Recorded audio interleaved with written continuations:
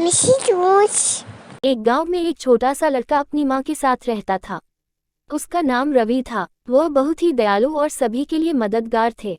एक दिन वह स्कूल से घर जा रहा था जब उसने देखा कि एक किसान उसके खेत में काम कर रहा है। किसान काफी गुस्से और हताश नजर आया। वह अपनी फसलों पर चिल्ला रहा था और उन्हें डंडे से मार रहा था। रवि को किसान पर तरस आया और उसने उससे बात करने का फैसला किया। वह उसके पास आया और बोला, हेलो सर, आप इतने गुस्से में क्यों हैं? किसान ने रवि की ओर देखा और बोला, तुम कौन हो? तुम क्या चाहते हो? चले जाओ यहाँ से, ये तुम्हारे किसी काम का नहीं है। किसान की कटु बातों से रवि डरा नहीं। उसने कहा, मुझे खेद है श्रीमान, मेरा मतलब आपको परेशान करना नहीं है। मैं सिर्फ ये जानना चाहता था कि आप इतने दुखी क्यों हैं।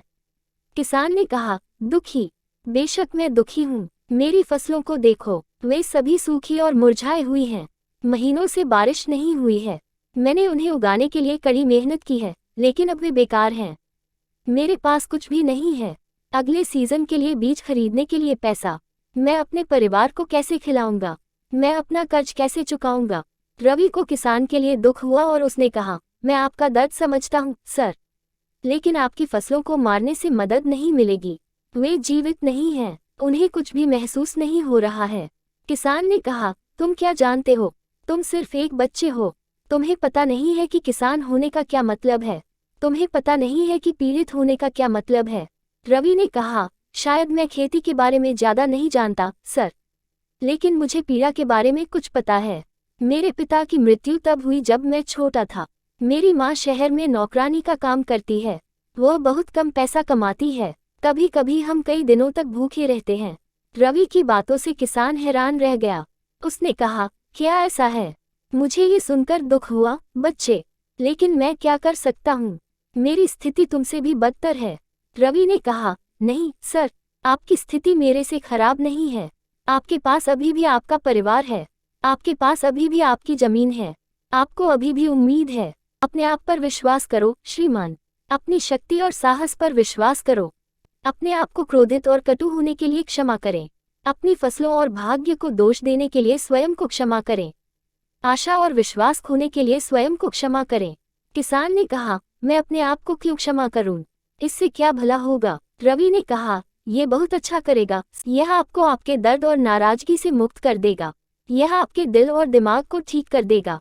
यह आपको खुश और शांतिपूर्ण बना देगा। किसान ने कहा, खुश और शांतिपूर्ण? जब मेरे पास कुछ भी नहीं है तो मैं कैसे खुश और शांत रह सकता हूँ? रवि ने कहा, आपके पास सब कुछ है सर। आपके पास जीवन और प्यार है। आपके पास परिवार और दोस्त हैं। आपके पास प्रकृति और सुंदरता है। किसान ने अपने चारों ओर देखा और नीले आकाश और हरे पेड़ों को देखा। उसने पक्षियों को चहचहाते और खिलते फूलों को देखा। उसने महसूस किया कि रवि सही था। उसने महसूस किया कि वह खुद के प्रति क्रूर था।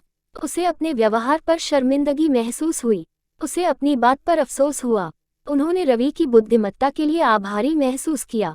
वह रवि की ओर देखकर बोला, धन्यवाद बच्चे, मेरी आंखें खोलने के लिए धन्यवाद। मुझे क्षमा करना सिखाने के लिए धन्यवाद।